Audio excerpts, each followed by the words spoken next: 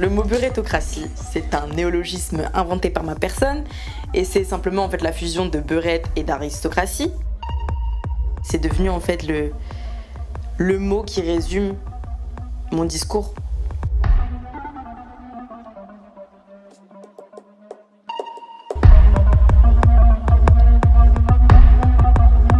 Comment j'ai eu l'idée un peu de me mettre en scène sur Instagram, c'est venu petit à petit en fait. Au début, vu que j'aime la mode, je mettais mes tenues. Et comme j'aime l'humour, je faisais des tenues avec des petits codes, des petites références et tout, ça parlait aux gens.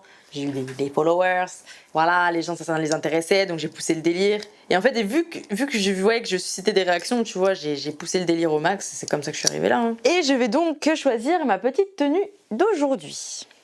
Je vais bien entendu mettre mon manteau de saison, d'une douceur incroyable. Donc celui-là, je vais le porter. Et là, il est question de savoir qu'est-ce que je vais porter en dessous de ce manteau. J'aime bien provoquer le dérangement. J'aime bien que les gens s'interrogent sur moi. Si tu te sens dérangé, si tu te sens attaqué, si tu te sens mais totalement indigné par ma personne, interroge-toi. Pourquoi ? Quand on te traite de beurette, on sous-entend pas seulement déjà que tu es maghrébine, on sous-entend aussi que tu as peut-être des mœurs légères ou que tu t'habilles de manière vulgaire ou provocante et que tu ne le devrais pas.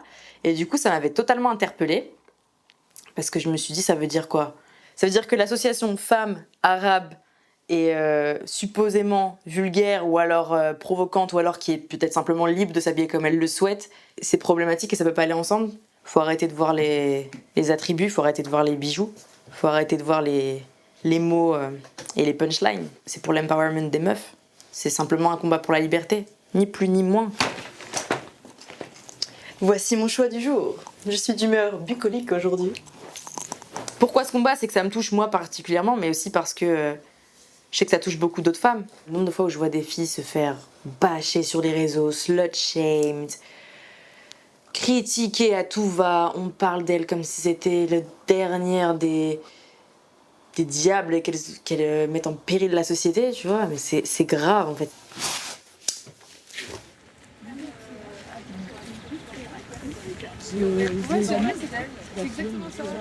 On a fait un shooting pour un magazine. Le thème, c'est Sabrina a gagné à l'euro-million. Donc c'est l'histoire d'une jeune femme, anciennement escorte, très cool, le make-up, qui a rempli un ticket d'euro-million et il s'avère qu'elle a gagné. Mais vu qu'elle a maintenant beaucoup d'argent, il y a tous les voyous qui sont à ses trousses. Du coup, c'est devenu un peu une mafieuse, elle collabore, elle fait des bails sales, elle a investi dans des business pas nets. Je voulais grave faire un shoot quelqu'un qui a gagné à l'euro-million parce que j'adore ce concept de nouveaux riches et des clashs des codes parce qu'en fait cette fille, elle va soudainement accéder à une classe à laquelle elle n'appartient pas en fait parce qu'elle a toujours été pauvre toute sa vie et du coup elle est soudainement une des femmes les plus riches de France, une des plus recherchées de France parce que y a toute la mafia, tous les voyous qui sont à ses trousses. Du coup c'est l'histoire d'une meuf, c'est un bonhomme, tu vois. Elle doit endosser sa cape de super-héros. Elle est algérienne, comme vous avez pu le voir. Pour moi, le travail, c'est mon cerveau, c'est mes idées, c'est comment je développe tout ça. Je n'arrête jamais mon cerveau.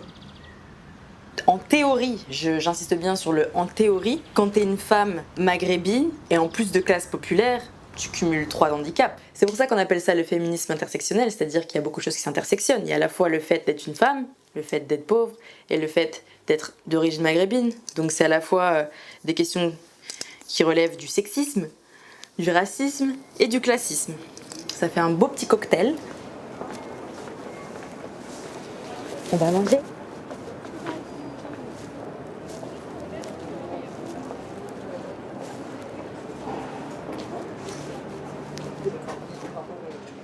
Je trouve ça déjà extrêmement problématique que ce soit un Français ou un Français de souche, comme on aime dire, qui t'insulte de beurette, parce que ça sous-entend énormément de choses, mais c'est encore plus, ou je dirais pas encore plus, mais tout autant problématique que ce soit quelqu'un qui soit d'origine maghrébine lui-même, parce qu'en général c'est des hommes, qui t'insultent de beurette. Ça c'est totalement problématique, et ça c'est vraiment le nerf de la guerre, c'est-à-dire que si on s'entretue entre nous, comment on va faire, tu vois ?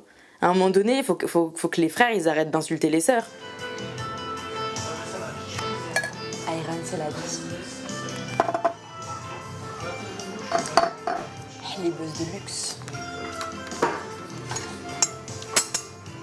On y va. C'est bon, mais c'est chaud.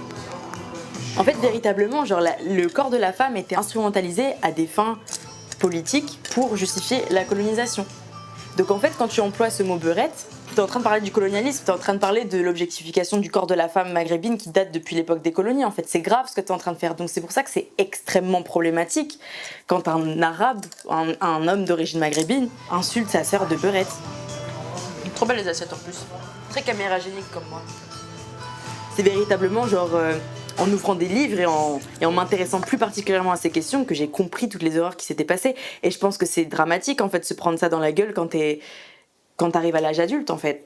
Et c'est pour ça que je n'excuse pas mais je comprends pourquoi il y a encore des gens qui emploient ce mot sans savoir ce que ça recouvre véritablement parce qu'en fait on nous informe pas. C'est de cette manière aussi que mon travail importe. Le métier Lisa Boutelja, je le ferai toute ma vie.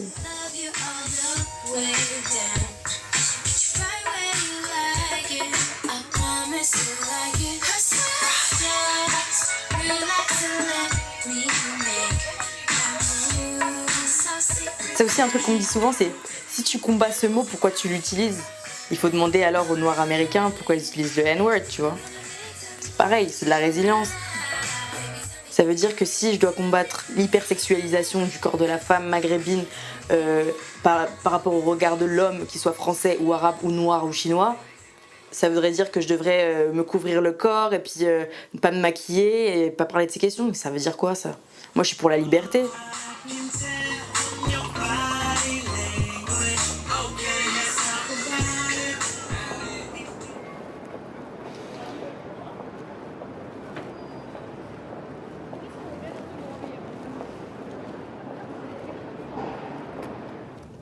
Là, depuis ce matin, pas mal de notifications, j'ai envie de dire, les amis.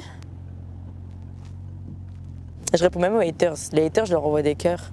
Ça leur fait péter un câble. Et après, tu vois, au fur et à mesure de la conversation, tu vois, quand je commence à discuter avec eux et tout, et que je suis là, je suis pas du tout dans la démarche de me disputer, où je suis pas agressive, je suis pas dans l'insulte et tout. Après, il me dit « Et à part ça, t'as pas Snap ?» Alors que le mec, juste avant, il m'avait insulté de grosses putes, de meufs qui salissaient la communauté maghrébine et tout. Et après, à part ça, t'as pas Snap. Ça me fait délirer. Tu vois, ça prouve à quel point, tu vois, les émotions que tu peux provoquer en étant une femme et en t'assumant telle que t'es, tu vois. Tout ce que je fais, c'est de l'autodérision, tout ce que je fais, c'est de l'humour. Mais c'est extrêmement grave, ce dont on est en train de parler. On est en train de parler de la violence faite aux femmes, de la violence faite aux femmes d'origine maghrébine. Le but de mon combat, c'est que ce ne soit plus un combat, tout simplement. Bon, c'est un peu trop naturel par rapport au personnage. Il faut que le personnage y revienne. Mon but, c'est d'être la reine du monde. C'est d'arriver à l'Elysée et de faire coup d'état. Rac. Tu vois, c'est un coup d'état, moi.